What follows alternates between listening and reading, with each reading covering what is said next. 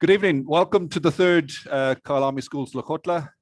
We had one at the end of March, another one earlier in March, and this is the first of the second term. We've got a big crowd in tonight. We've got 3 or 4 people in the room, but we have got well over 100 people who have registered to be online, and I want to welcome you all to this event. We have designed this series of Lekgotla events essentially to try and create some sort of conversation in the group across all of the schools and all the divisions. Parents, stakeholders, alumni, whoever, anybody can be involved, coming together, sharing together, working together and succeeding together. And it's my pleasure tonight to present this with 2 of my colleagues. I'm just going to ask them to briefly introduce themselves. Liz, would you like to do that? Good evening and welcome to this Lekgotla. My name is Liz Ashmore and I'm part of the sports department at Beaulieu College. Ali? Good evening, Allistar Fredericks. I'm in charge of Beaulieu College Hockey as well as the Beaulieu Hockey Academy, which is obviously the club section of Beaulieu. Thanks very much. Great to be with you folks tonight, and hopefully we're going to have a good conversation over the next 20 minutes or so, and then we will have at least half an hour for questions after that. One of the things we did actually say at the last Lekgotla was that there would be some reference to questions that were raised. We would come back to them at the next Lekgotla, and particularly if it required data or some sort of research on our part. The last Lekgotla was around transformation on diversity and inclusion in our schools. The next one, the week after our board meeting on the 9th of June, will be the same. There was a question, there were actually 2 or 3 questions around media, resources, and how we're transforming in terms of the library and the resources children have got in our schools. And we've put this together. It has not been verified, but it's as accurate as we can get in terms of our documentation at the moment. And if you look at the data there, quite clearly there's strong bias towards English and indeed Afrikaans as opposed to isiZulu in terms of the library and language. In terms of authors, we've got the same sort of thing. White authors absolutely dominating across the board. I think that's what some of the questions last time were speaking to. If we were to choose one of our schools that perhaps is genuinely making the strongest effort to address this, you could say that Kyalami Prep School is the one where there's definitely a drive in that direction. And it turns out as well, I think that the person leading and overseeing media and library in that school is going to be a key mover in our group. I would also say perhaps that we shouldn't get too hung up on issues like libraries. Libraries per se, or perhaps passé, if you like. Kids don't necessarily sit down in libraries to read paper books anymore. More that's online. So therefore, it's not as if we would necessarily be intending to go out and spend thousands and thousands of rands on books in order to address this. If we can address it in other ways, we would like to consider that too. We're going to come back to this at the next Lekgotla on the 9th of June, and we'll be reporting on this as we go forward.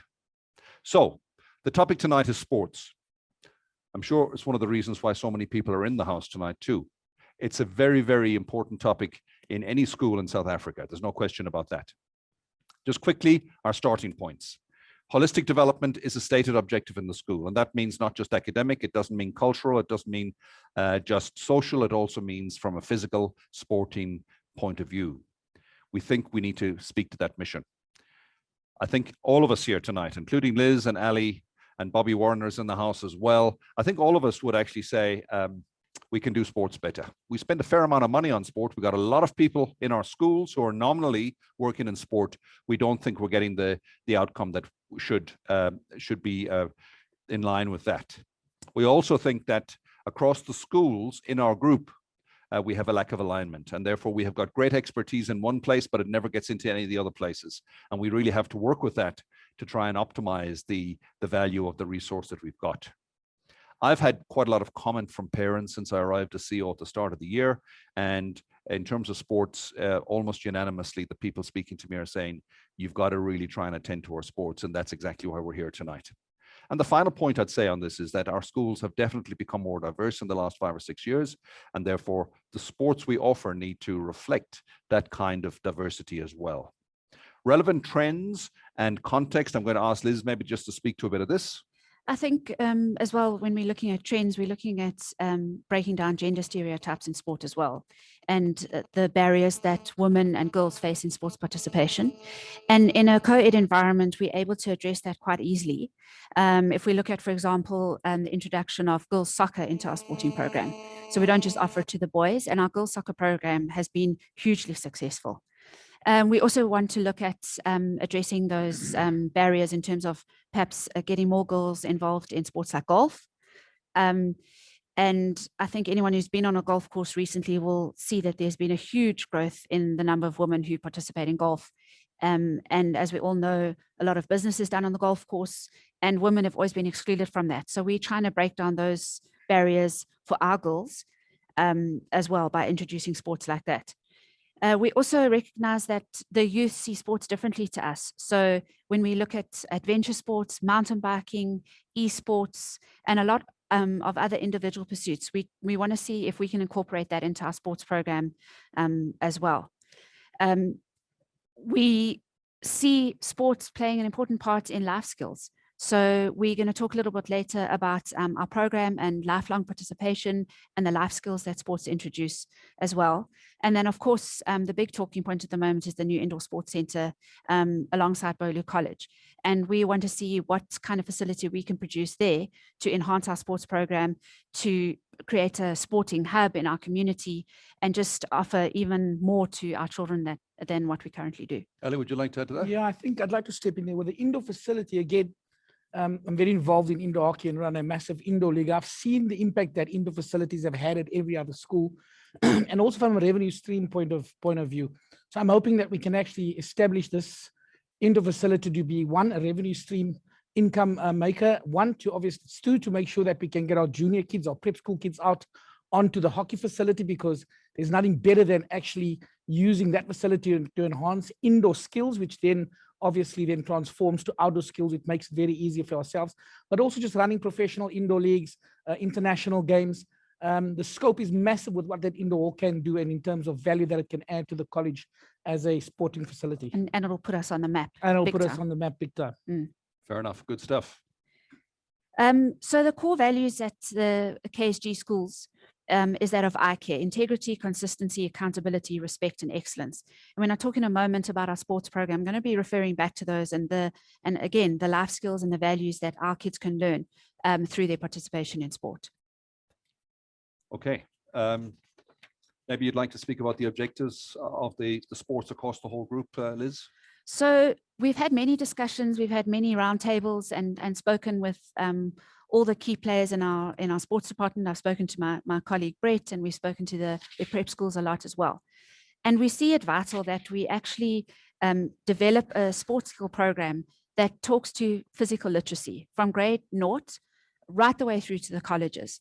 So just as we cascade a curriculum of Afrikaans or maths or English or science from grade 0 upwards into high school, we want to see that happening in sport.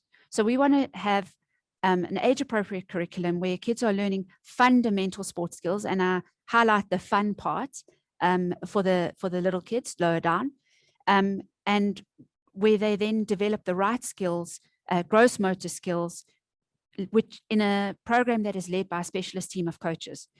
We want them to have access to the best people, just as they do in the classroom. We want them to have access to the best coaches that are out there in every single sport. We also want to create continuity from our prep schools. So not only in terms of alignment in the types of sports that we're offering and that there's continuity there, but we also want to create a KSG way of coaching. So a vocabulary and a style of coaching and playing in every single sport that will become familiar to the children. So no matter who they're coached by and in what grade, the terminology that we use, the way we do it, is continuous, just as it is in the classroom. There's a lot of talk about the correlation between physical activity and academic performance. And that also speaks to the life skills that children learn through sport. Not only the social aspects like teamwork, but they also taught resilience, which spills over into their academic performance. They taught cooperation. They taught listening skills. They taught about the value of relationships. Sport builds self-esteem. It builds discipline. It also releases endorphins, which make you feel good. all of these things spill over into academic performance. So we believe if we have all our children involved in a better sports program more often, it's going to have a massive ripple effect in every part of their life. We also want to create an awareness about the importance of daily activity. We want to create, or we want to breed healthy children who become healthy adults, who recognize that it's important to stay physically active even when they leave grade 12. And also, really importantly, we want to become more competitive at the top level, and we need to grow our base. By implementing a compulsory sports program in our schools, we're going to identify talent, we're going to develop that talent, and we're hopefully going to retain it. We don't want our top primary school sports kids to be going to the monastic schools because there's a perception that their sports programs are better. We want to offer the best sports program so that they stay with us and come to the college, and we become even more competitive than we are. Ellie, do you want to add to that, or? No, I think that she's covered quite a bit there. All right. There's an integrated day model, and one of the things that Ali mentioned in one of my first conversations with him when I arrived here was the frustration that we've had this incredibly successful hockey setup for over 10 years now. But because of the way we structure our time, we haven't been able to allow the kids, in particular in our prep schools, to access and engage with you. So from that point of view, Liz, maybe you'd like to talk about the integrated day, and Ali, you can come in on that as well, please. Thanks. So the idea is that, as I said, we want all of our children to have access to the best coaching. So we want to create a group sports coaching team that works across all the campuses in the group. And it would mean that every child has access to the best for at least 1 hour a week. And it's probably going to be more than that. And that would mean in every single sport, our specialist coaches would move between the different schools and make themselves available to every child. And we're not only talking about the top end, about the best, about the elite sports people, we're talking about every child in the school on every level. So we would still have coordination on the campuses and people who are responsible for the ins and outs of daily sport fixtures, et cetera, et cetera. But this group sports coaching team would go in and do the teaching and the coaching. So we're looking at sports being a compulsory part of the school day up until grade 9. And then in those periods, we would integrate physical education and core sports skills. So it would be part of the school day in some instances, and there would still be the extramural program. And that would tick the box of making sure our children are active. We've seen the impact of COVID, about the lack of physical activity that a lot of our children have gone through. And we want to make sure that, especially lower down, that our children are involved and exposed to 30 minutes of exercise per day. Like I said, again, led by the best people. Ellie? I think one of the biggest impacts that we've had, or at least the biggest impact we've had at Beaulieu College was, the coaching setup, having the ability to obviously create better players, also making sure that, our staff have the ability to go to the prep school. But the biggest problem with the prep schools has always been the fact that we've got them for 4 weeks. So you can't develop anything in 4 weeks. And it's always been a struggle to start a program there. With this type of program, we're going to have access to these kids over a couple of months.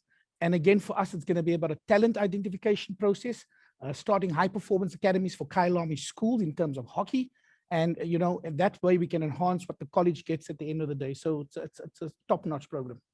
So essentially what this could mean, people at home, and I think most of you are parents and the parents in the house, is that the school day might be lengthened, although maybe not necessarily, but that there would be more time set aside so that Ali and his expert hockey coaches, Liz and your expert teams as well, soccer, basketball, whatever it might be, can come to the schools and engage with children, every child, every boy and every girl across the grades, particularly at the senior primary and in grade 8 and grade 9.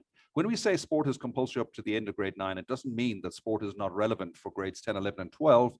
Far from it. It just means the compulsory issue in the FET phase is a bit more problematic. Generally, we would like to think that our youth will be so keen on their sport by the time they finish grade 9 that they will voluntarily pursue whatever they've got.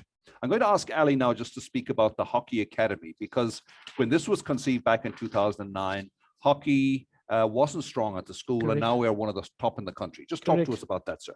I think, as the slide says, the vision of the Hockey Academy was to create a program that would uplift the hockey skills, especially throughout the college. So I need to tell you, when we started hockey at Beaulieu, we were quite a weak, obviously, school in terms of hockey.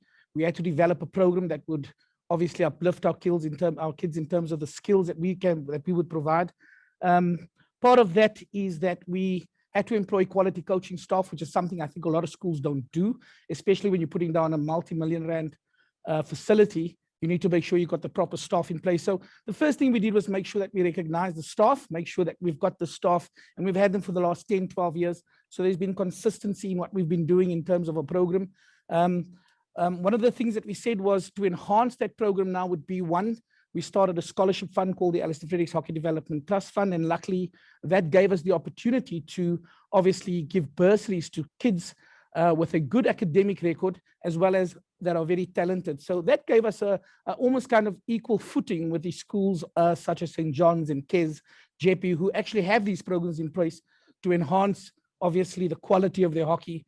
But again, with us, it was the most positive impact was the quality of the education that we were going to give to these kids that we obviously get in. To further enhance our program was the establishment of the Beaulieu Hockey Club.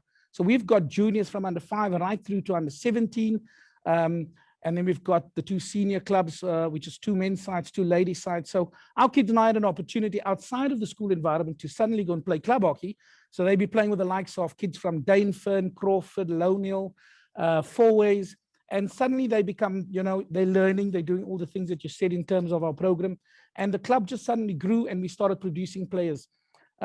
Couple of things that was obviously, the highlight of what we've done is the amount of national players that Beaulieu College has produced over the last couple of years. I think there was a year in 2019, we produced 11 national players for a co-ed school.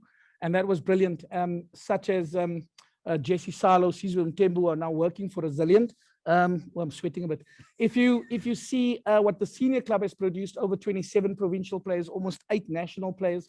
So, the club itself has had the ability to produce these things. So I think hockey has played a massive role in the marketing ability of the school as well, because we're kind of on the map in terms of that. And we have the ability to attract people now as well as stop coaching. So hockey has really played its role in terms of that. And I think this is a good example of what we want to do in every sport.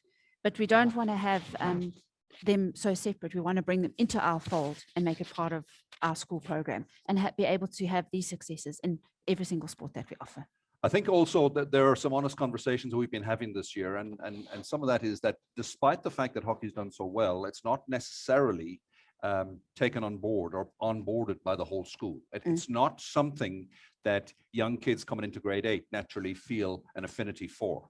And partly that's because there's a preponderance of bursary children from outside who come into the school who haven't come through the prep school. So therefore, it almost excludes children from elsewhere. So we've been discussing with Allistar and with the trustees of the trust to say that we have to be very careful that we don't have so many children here on bursaries from outside that it discourages or excludes children from inside.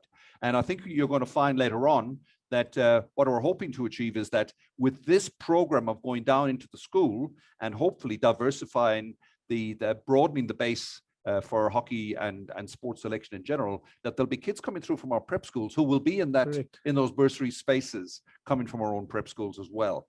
For a start, it's our current plan that there are currently 32 children at the college on hockey bursaries, and I think next year we're aiming at something in the region of 25, 20, and then further down to 20 over time, so that we find a better balance in the teams, so that we don't have this exclusionary situation going on.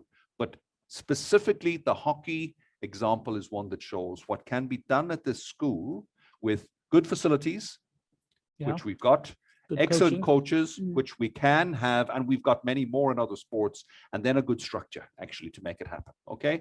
We're not going to dwell too much on this. This is the integrated day kind of idea. It just means that we believe we will be able to create for 2022, or maybe even for term 3 this year, we will be able to create opportunities for this kind of specialist coaches to engage with every single child during the course of the day, grades 4, 5, 6, 7, 8, and 9.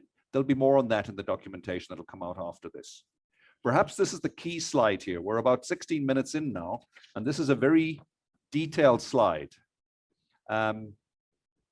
This is the outcome of a lot of work that we've done internally, and indeed some of this work started as long ago as 5-6 years ago, actually, and it culminated in a day workshop that we had at the start of the holidays on the 15th of April, where we spoke about what we want to do and what we can't afford to do, and we came up with a 3-tier system.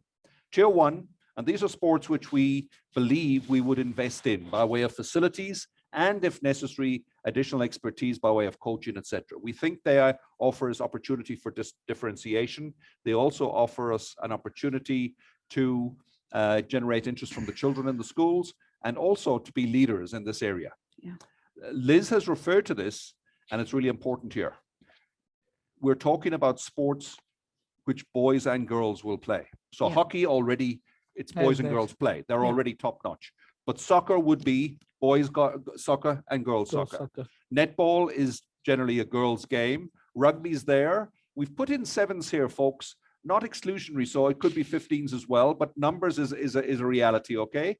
And 7s rugby, or rugby per se, is a game that women are playing increasingly as well. So therefore, we're going to be breaking down gender barriers. And as it turns out, we've got slightly more girls than boys in every one of our year groups anyway. So we've got more flexibility there.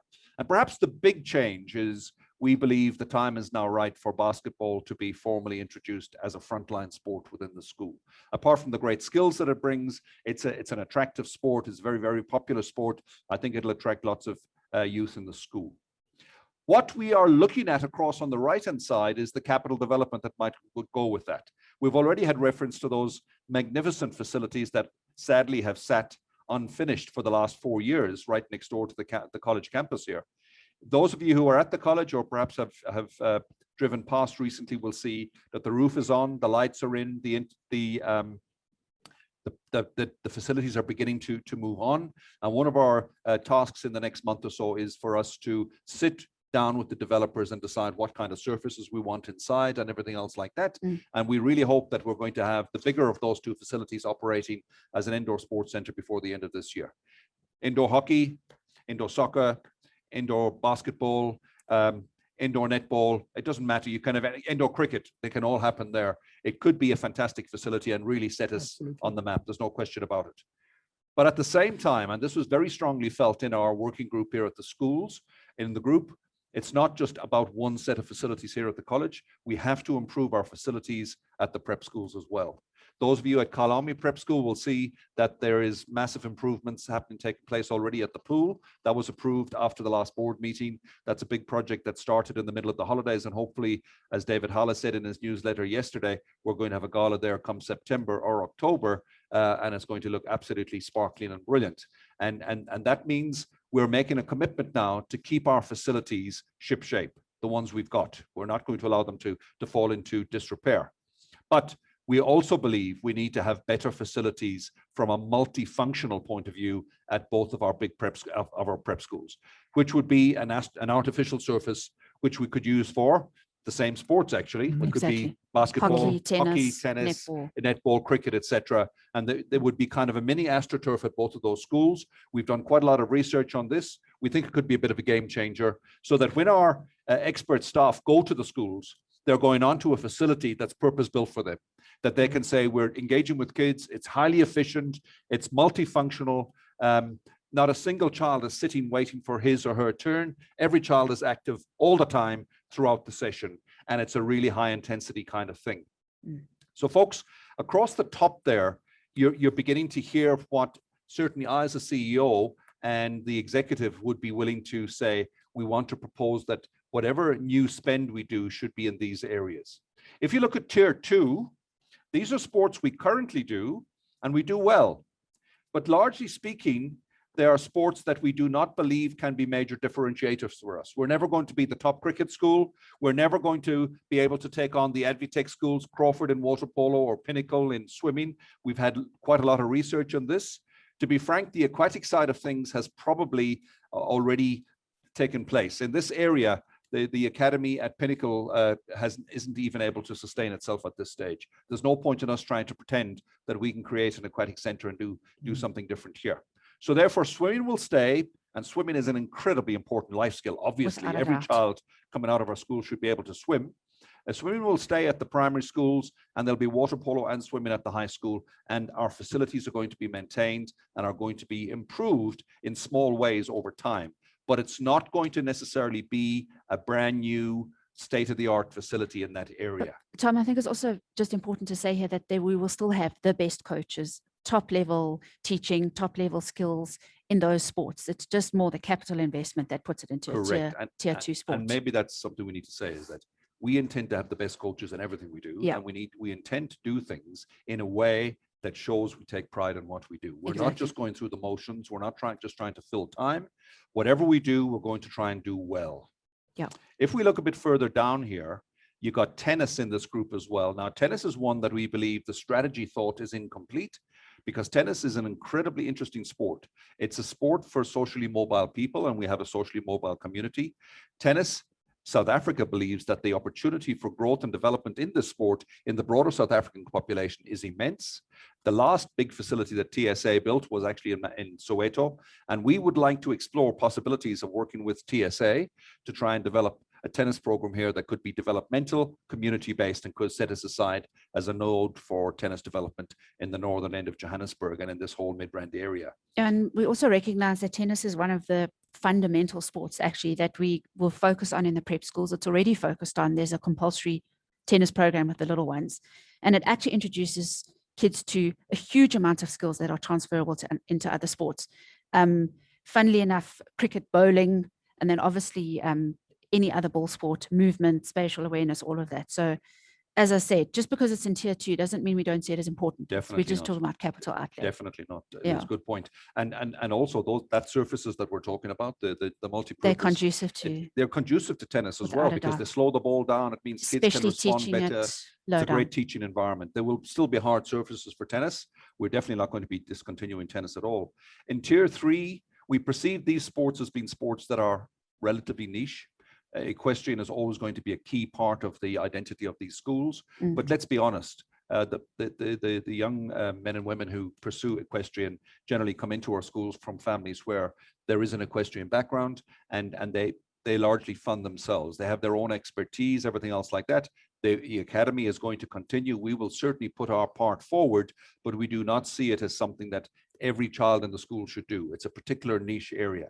When it comes to athletics, realistically, I know athletics was very popular in South Africa 25, 30, 40 years ago. It's a sport that is maybe a foundation sport. Every child needs to be able to run and to jump and all that sort of thing, but it's not a sport from a competitive point of view that we would even contemplate spending money on by way of specialist coaching or particular facilities. It can be taught by good PE teachers and by good coaches in general, etc. Yeah, the main focus there will definitely be in the prep schools. Yeah. And the athletics leagues, Mr. Warren is involved quite extensively in that. And it's basically a dying sport at high school level. Yeah. So we will still do it, and we will still teach the core fundamentals, like you said, but it will mostly be at a primary school level that we're teaching that. Yeah.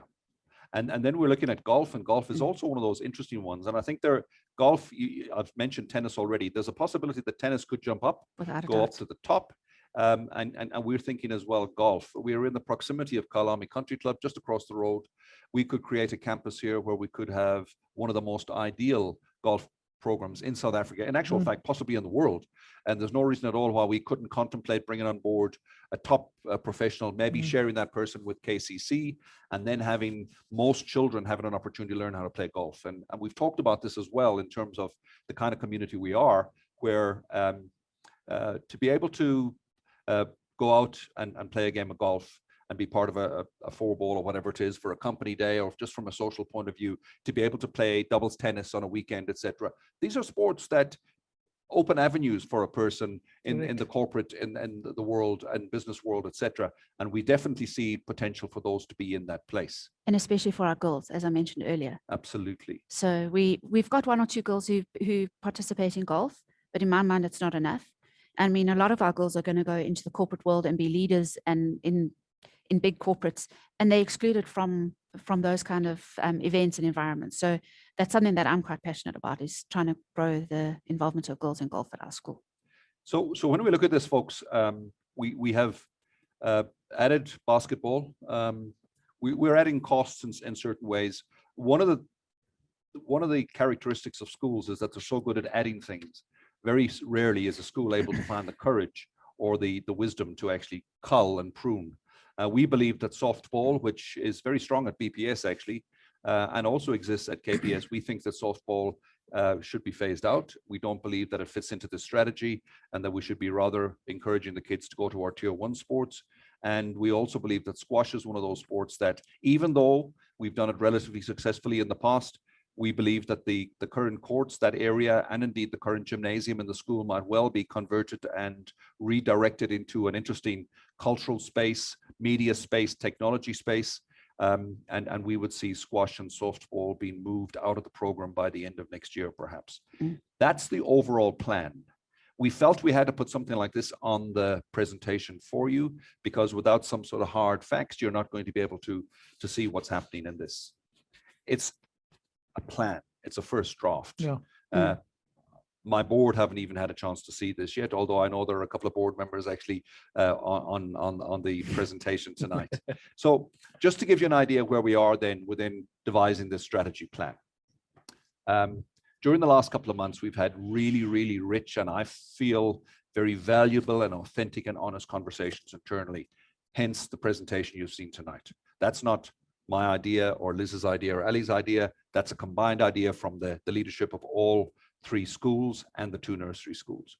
From tonight through until the end of June, there will be a lot of stakeholder engagement. Tonight is the start of that. We're going to be talking about this and say, come on board, let's have some focus groups, let's do some surveys, etc. Get involved to help us try and refine this in some way. During the month of July, we'll be refining and developing the final version, and we will be putting budgets with it and costs. The fact of the matter is, we've got a lot of people and we've got a lot of facilities and a lot of expenditure for sports.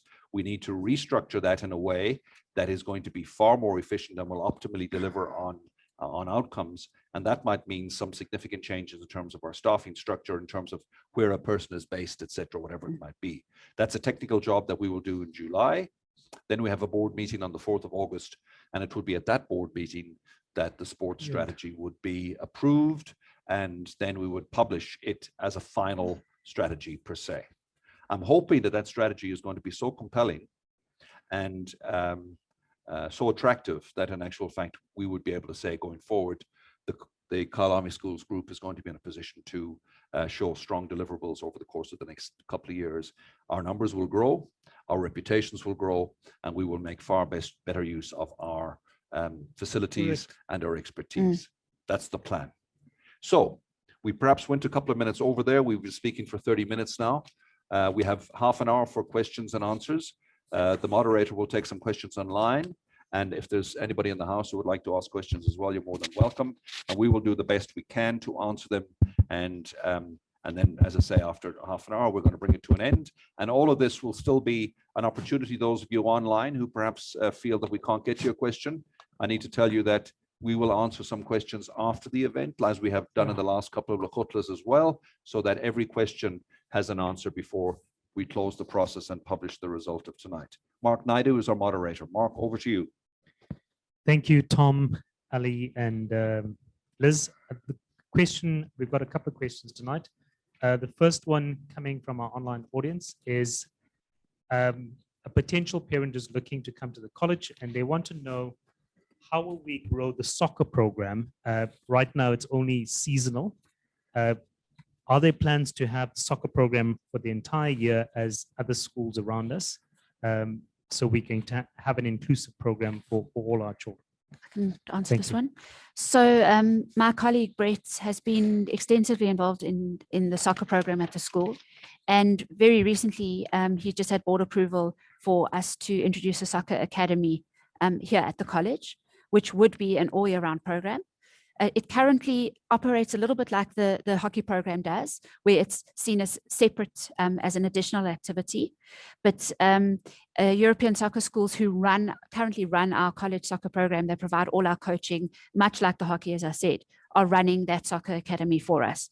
So as our strategy around our sports program develops, we would be looking at then including that in our program. So if the person asking the question would like some more information about that, they can contact myself or Brett, and obviously we can steer them in the right direction. But I think that's a wonderful development that's happened and hopefully excites people out there. Thanks, Liz. Another question from one of our parents online. In terms of a holistic type education that we offer our children, there's often a complication when it comes to scheduling, especially around the cultural activities and the sport activities. Have we thought about it as a group of schools, how we will optimize that schedule so we allow the same children who are participating in the sport environment to participate equally in the cultural environment without clashes regarding timetabling of those activities? This is an interesting one. Can I just ask Mark first? Do I need to repeat the question? The people online can hear the question. Thank you. We've explored various versions of the integrated day. The one that we had on that slide was a simplified version. It's our view that we have to protect cultural activities as well. And we believe the integrated day has the capacity to do that, so that it's possible for children to be doing a sport and or a cultural activity in that particular block. And that might mean that we would have cultural activities also happening in the morning as opposed to just in the afternoon, so that you'd have integrated day with co-curricular 2 times a week, and there would still be co-curricular as it is at the moment in the afternoons. And of those 3, you would choose 2 for sport and 1 for culture, just as a broad principle. That point is well made. We cannot implement a sports strategy at the expense and at the exclusion of culture and the other co-curriculars. Thanks, Tom. Some great questions coming through. This one is around academic performance. When children are good at sport and also good at academics, there seems to be favoring for one of those in terms of scheduling of time, et cetera, et cetera. So how does a school manage that, where a child's a high performer in academics and a high performer on the sports field? Is there a plan to manage that and to make sure the child can perform on both on both fields, if you like, in both arenas? Having been ahead for myself for over 16 years and worked in education for a long time, I think our role as teachers in primary school and certainly in the lower part of a high school is to encourage children to explore and to learn as much as they can about as broad an area as possible, to take every sport, get involved in every club and society, work hard at academics, but not to be obsessive about any one thing. One doesn't become an expert by the age of 13 or 14 or 15. I think the reason that this sport strategy specifically sees a particular point at grade 9 as being a kind of an end point is that generally when a youngster gets into grade 10 and 11 and 12, you're talking about serious future thinking. You're talking about university, the next phase in life. And that's when choices have got to be made. Quite often you'll find that the boy or the girl will be culling maybe some of the activities they have been doing. They might be looking at specialization in some of them. They might also, particularly in grade 11 and in grade 12, begin to prioritize academics at the expense of the other. And that's perfectly natural. And in actual fact, it's perfectly right, because we want our schools to be top academic schools as well. So good advice is important. I think what Ali's talked about too, though, is that we will, do you want to speak to that? Yeah, I mean, hockey is potentially probably the best example of how academic and sporting achievements go hand in hand. So the college has been very, very good in terms of red flagging any top player that is struggling from an academic perspective. And our job as hockey coaches is then to obviously see that. We cut down on hockey activities and we kind of force them to make sure that they've got to be at an academic standard that is required before they can come back to hockey. So it's all up to the sport they're playing and the people involved as to how you approach that child. I think hockey's got that kind of right with the amount of quality of players we've produced over the years. We play a lot of hockey, and we need to make sure that we are focusing on those academics. So the balance of that always comes hand in hand with what we as hockey coaches and how we work with the teachers from Beaulieu College. And all Beaulieu College does is red flag, make sure we know, and out they go. And I think, you know, even though I'm involved in the sport, the first one to recognize and admit that the reason children come to our school is to end with a really good matric.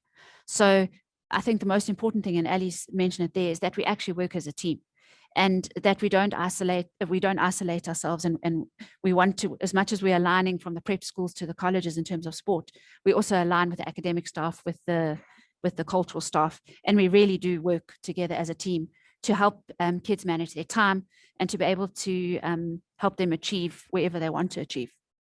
And I think we've done it very successfully. If you look, a lot of our top academic achievers have also excelled in other areas of school life. And I honestly think that they complement each other. Thanks. Certainly, you know, from my perspective, is that busier children perform better, and so they learn how to manage their time well. And we've seen that with our top achievers across the schools. Another question was around the prep schools.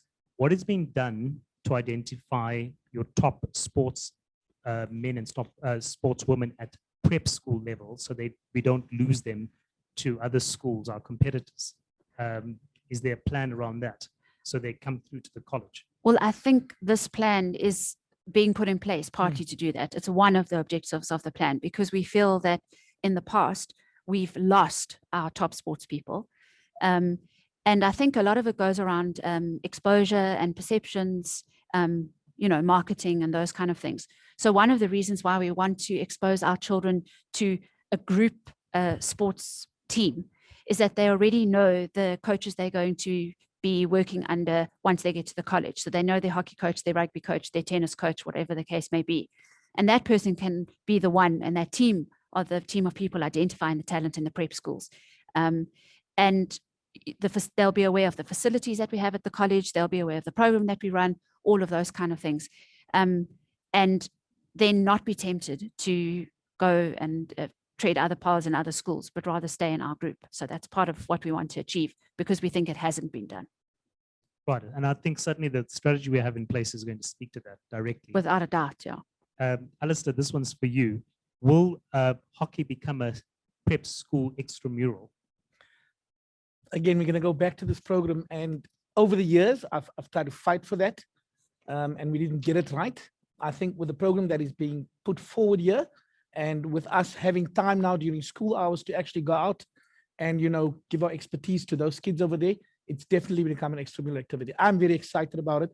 I'm very excited about the talent that we're going to be able to identify. I'm very excited that from a scholarship perspective, we can offer our prep school kids hockey scholarships. We've lost a lot to Cares, to St. John's, to all of those schools. So the fact that we're actually putting a strategy in place to keep our kids with us, and, you know, from a budget perspective, for me, getting kids from prep schools rather than looking all across South Africa just becomes a no-brainer from my side. So yes, definitely, it's going to become part of the program. And as Tom mentioned, it is a tier 1 sport. So it's high on our priority list, hockey. And the results speak for themselves. So we want to continue that. Thank you. I'm going to give you one more question before we open it up to people in the room. This question is around sport coaches. Are the sport coaches at prep level in touch with the college? And is there a common vision to keep our sports talent in the school group? Well, I think once again, that's another reason why we want to implement this program, so that there would be continuity. That's again, the core team of coaches who are working at the college would be the people on the ground coaching the kids at prep level. So I think it definitely ticks that box. And what it would also mean is that the expert coaches that we have involved in our programs, part of their job will also be coaching the coaches. So the team of coaches that they will then work with within their sport, whether they be teachers from the prep schools or the college or outside coaches, will also be upskilled by our expert coaches. Could I Yes, Tom, just add on that as well? carry on. That I think, and I made reference to this very quickly, in so many ways, we've got misalignment or non-alignment between the schools and the group. We don't share, we don't engage, we don't collaborate and leverage each other's talents. Yeah. This is not just purely a case of Beaulieu College coaching staff going into the preps and saving the day. There are lots of talented people in our prep schools as well who will be part of that group team that will work together. So it's quite possible that we will have people currently based at Kyalami Prep School who will be working across the whole group, and the same for BPS as we go. Yeah. I think one of the most important things about our coaching staff, and whether it is from the prep schools, high school, is one that they're accredited in the sport that they are obviously developing for us. Two, there's got to be, for hockey especially, in terms of what I do, there's got to be a strategy in place, what we do with the 7-year-olds, the 8-year-olds, 9-year-olds versus what we do when we get to 11-year-olds where they play full field games. So we need to be able to chat to those coaches and put our systems in place, how we see these kids develop as in certain phases of their hockey career, in terms of the positions they play. So by the time they get to the high school, these kids understand exactly what they're going to be seeing here. And then to enhance that, they're still playing club for us. So when we get that together, you know, Kyalami schools is going to be unstoppable. Because the moment we're playing as Beaulieu Prep, we're playing as Kyalami Prep. All these prep schools they kind of killing us. But I can guarantee you, when we play as one, we're going to be very difficult to beat in anything. Thanks, Allistar. We have a question from an audience member.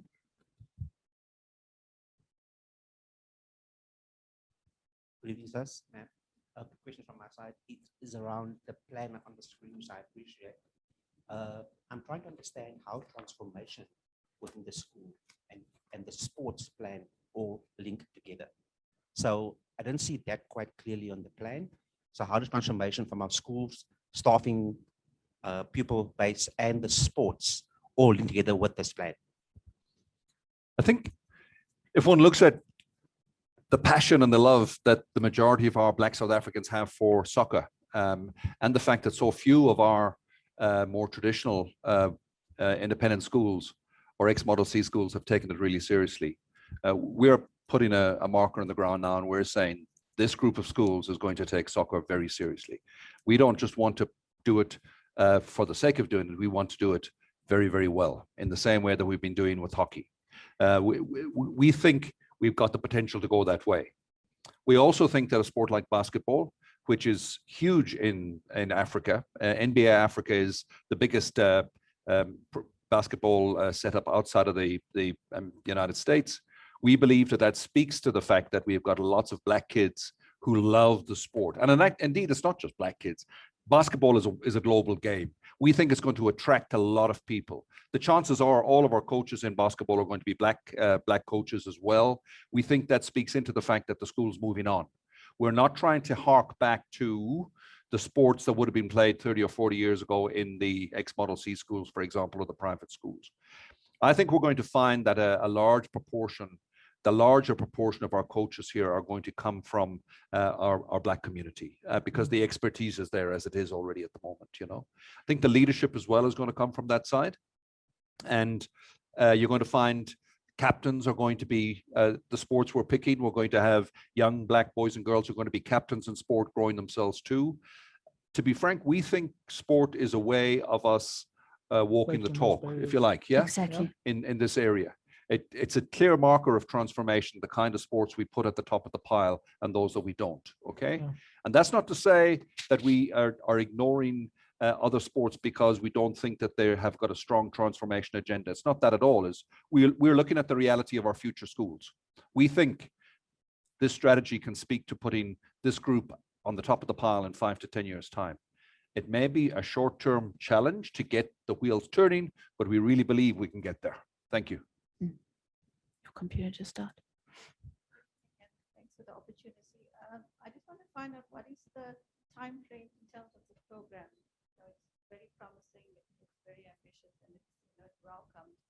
But phasing in and getting it done, and what do you see as your first gains and how you get through that?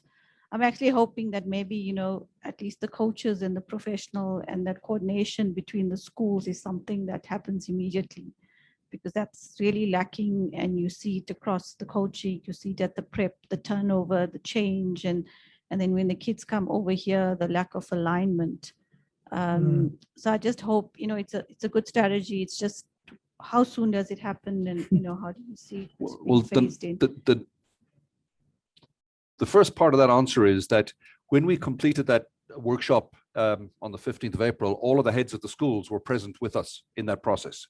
So there's nothing here that the heads of our schools haven't actually heard, engaged with, and signed off on. Before I put this final presentation together, our heads had a chance to look at this as well. So therefore, in principle, this is agreed.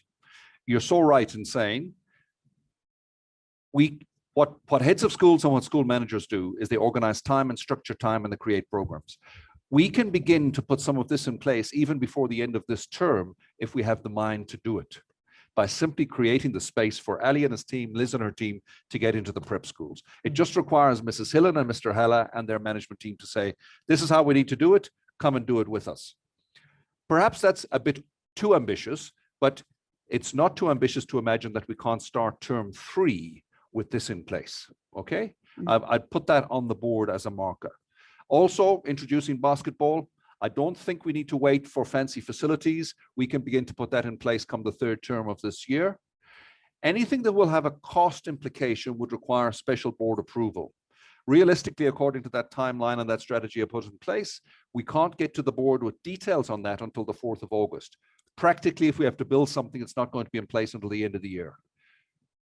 What does that mean? It means come January 2022, we should have the wherewithal and the means and the strategy beginning to fall in place. There's no excuse for us to say it's going to take another year after that. So we can say for certain that come January 2022, the larger part of this strategy should be implemented. Parts of it, as you say, ma'am, can already be implemented within the next few months, provided we put our minds to it. There's no way we can wait for this as a hope and a wish. We have to show that we mean business here, okay? And I think KPS have already shown that things can be done immediately. I know they've amended their sports program slightly for this term and introduced some compulsory sessions, and that was relatively easy to do. It was a timetabling issue. So it does show how easily things can change. Sure. Sorry, can I just add as well? You know, there's a lot of capex investment I saw in the big infrastructure and all of that. But I think there are small gains that can be made in just basic equipment. For some of the sports and the codes of sports, personally, from, you know, as a parent and what I see and so that. So I think maybe, you know, there should be some investment just in the current setup and the facilities and the equipment and so on. So, ma'am, you're going to give us your details. You're on one of the first focus groups, please. You're going to get work to do in the next 6 weeks because you're absolutely spot on.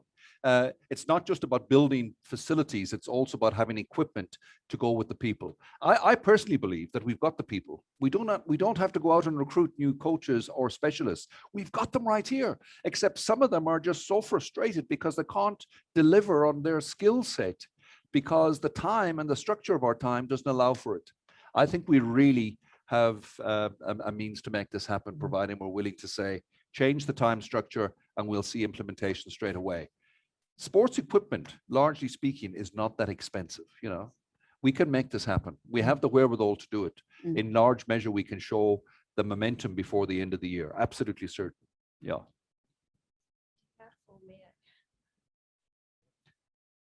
Sorry, one last thing I just want to add, and as a suggestion, as a recommendation, you know, with the Beaulieu Hockey Academy, I don't think it's marketed well enough, and you didn't need a strategy and this whole thing now going forward. You know, the strategy, I mean, as you say, the academy's been here for many years.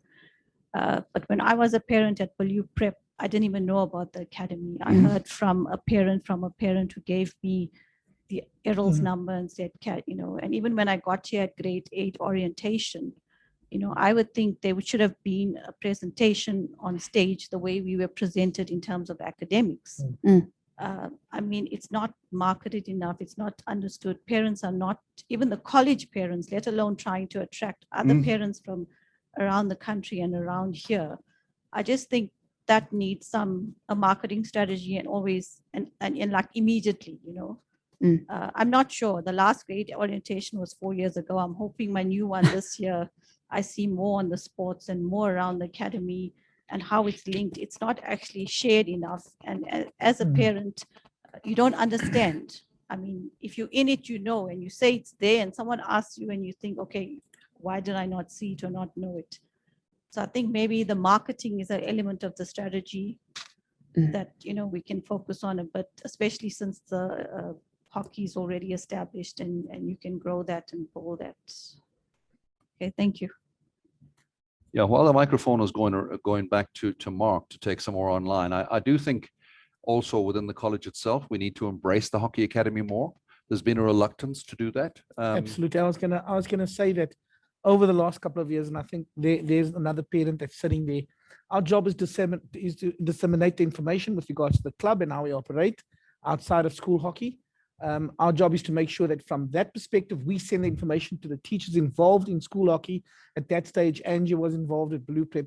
Jonathan, who left, obviously was principal here or head of our CEO that took when Tom came in. Information was sent to this. The problem was always getting it out to the parents. They never did it. And I'll be honest with you.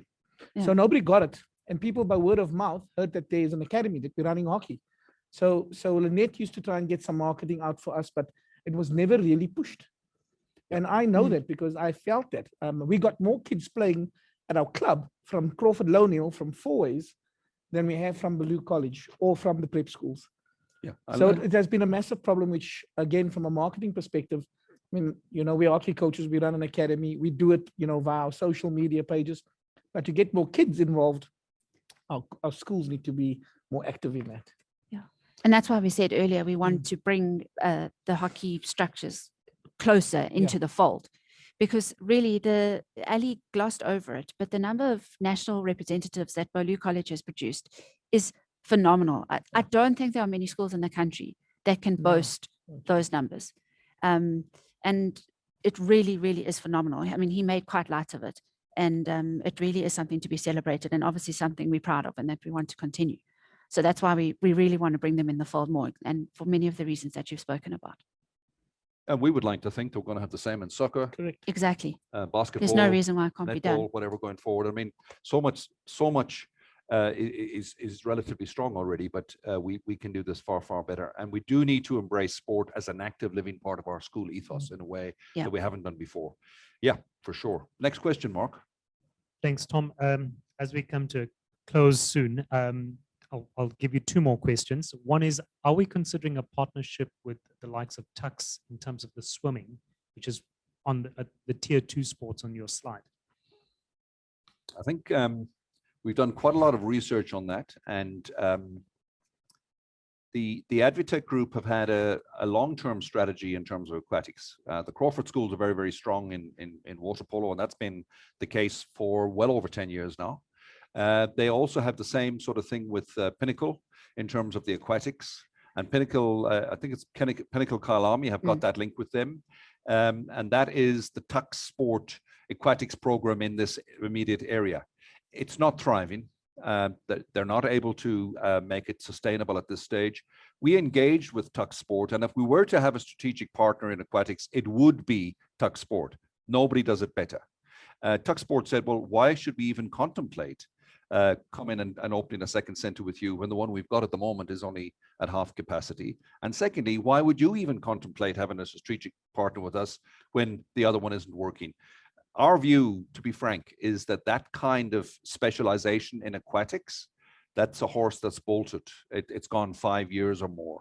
We would hope that there will be sufficient expertise in our swimming and sufficient support here to say that a good swimmer can still come to Beaulieu College and succeed, but probably will have to go to private coaching at Pinnacle Kyalami or elsewhere, which is what happens in many, many places around the country. We can't chase that. It would make no sense at all for us to invest millions of rands in aquatics facilities for a few kids when we have the opportunity of actually buying that service further down the road. Good example is Tahir Isaacs, top hockey player, but even a better cricket player.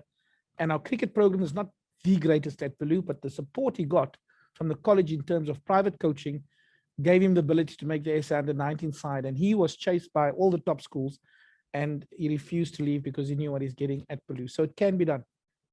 Great example. Great, thank you. And maybe this is a good segue to us closing for the evening. Tom, if you can just maybe talk about the focus groups and what is going to happen after this evening, and what do you envisage are the next steps here? Well, I'm going to be having a conversation with my board informally. I'm meeting some of them tomorrow morning for breakfast up at the corner, and we're going to be speaking about what's come out from this. There's general excitement at the board. There's also realization that there's a mountain of work to be done before we can detail this. A principle we're working on here is that all of what we've discussed here cannot come at additional cost to parents. We are hoping that this strategy will be compelling and sufficiently compelling for us to say to parents, fees must increase for next year. I can't ask my staff in all the schools to work for the same salaries for the 3rd year in a row. But we need to find further efficiencies and improve productivity so that we can find funds to make these things happen as well. So in the context of that, the board need to give me some direction, and I'm hoping that by the end of this week, and I'm talking about Friday evening, Saturday morning, we will have some clarity on that. Then we will be putting out invitations next week for parents to come and join us in parent focus groups on sport to answer specific questions. answer surveys, put out surveys, survey other parents. What's your perspective on sport? I've mentioned earlier on that the feedback that I've had to date has been quite critical, but quite often, just because you've heard the critical doesn't mean that there are a lot of people who are saying, well, we're actually quite happy with this part and that part and the other part. We need to survey that more. Might I also add, Mark, that we're going to be putting out invitations at the same time, most probably, for transformation, diversity, and inclusion focus groups to work with that too, so that there'll be 2 sets of focus groups working in this May-June period with the view to putting that into a strategy for the board meeting on the 4th of August, okay? We think to have parents in the room almost leading the conversation is really important, because parents are our chief investors. They're not just our clients and customers, they lead us. They are a mouthpiece into the community, okay? So from that point of view, I'm hoping that there will be quite a lot of interest from tonight. And could I say to parents, if you'd like to be involved, you don't have to wait for a phone call from us or an email. Would it be okay to say, send an email to Lekgotla at kyalamischools.org and say, this is who I am, I'd love to be involved, please give me an invitation, etc. Then we could get that in place. I'm hoping that those invitations will be out by next week, Friday, and then we start the discussions hopefully in the week thereafter. Fantastic. Great. I think we have one more question from an audience member, and then we can, Tom, you can wrap it up for the evening. Thinking about all that's coming for the kids in the future, what is the plan around managing kids and their times? Talking about kids who are talented at academics and maybe at different sports. What's the plan around managing hockey, cricket, soccer, and academics? That they focus on the academics and get it done. So we don't have a child doing guitar, piano, hockey, cricket, and then academics as well, all at the same time. So what's the kind of plan around ensuring kids that are talented get managed effectively? I think that question kind of came up earlier on, and there's a general feeling, and Mark articulated this well. I've generally found in my time in education that the busiest kids tend to be able to do well in a range of things because they learn how to manage their time pretty well. I would think the time management per se should not be a particular challenge for children in junior primary or senior primary. It begins, and parents need to play an active role in this too, being sensible about what you ask and expect of your child. When a child gets to grade 8 and grade 9, I would still say, for heaven's sakes, go out there and explore. Go and have a look, try it out. If it doesn't work for you, do something else next year or next term, etc. By the time a youngster is getting to grade 10 and grade 11, the time for decisions and priorities begins to assume itself. The school must take a role in that. Not to say that you can completely say, I don't want to do sport anymore or co-curricula because I want to focus on my academics. Frankly, that doesn't work. Nobody can be a one-trick pony and be successful. Being successful means at least being multifaceted to a degree. So from our point of view, I think we will have to manage, we will have to encourage our children to manage their time better, particularly at the FET phase. But I don't believe that we should become too concerned at the bottom end. That also requires both parents and school managers and school leaders and heads to say, we can't become obsessive about any one thing. It can't be winning at sport at all costs. It can't be about having the best choir in the city. It can't be about having the best academics or this child being in the top 10, if you know what I'm saying, or not. We also have to be much more inclusive in terms of how you recognize contribution and behavior. I think as we begin to roll out a strategy like this, we will find kids saying, gosh, I didn't know I could do hockey, soccer, basketball, academics, and choir all in the same day. Why? Because up until now, they've only been able to do that between 2 o'clock and 5 o'clock in the afternoon. Why was that? Because that's how we said it had to be. It doesn't have to be like that. We can create more time for them to explore more. In actual fact, it should be quite possible for a child to have a much more balanced and less stressed or de-stressed time, because we're going to give them much more opportunity in time that they never previously had to explore those co-curricular activities. Thank you very much. Can I say again, folks, we've run a little bit over. We're 5 minutes over, as we were the last time as well, but these are good discussions. Long way to go on this. Can we just say that the next Lekgotla is on Wednesday, the 9th of June. That'll be exactly 1 week after the board meeting. We're going to be talking about diversity, transformation, and inclusion plan. And that's going to speak also to the focus groups that we're talking about here. We've done quite a lot of work on this as well since our last meeting, and we think we've got some exciting ideas on this side. And just a reminder again, those of you who'd like to be involved either on the diversity transformation and inclusion focus groups, or indeed in the sports focus groups, drop us a short email at lekgotla@kyalamischools.com, and we will be in contact with you in the next 48 hours. Thanks for being with us online, and to the folks in the house, thank you for being Thank here you. as well. Good night. Thank you. Good night.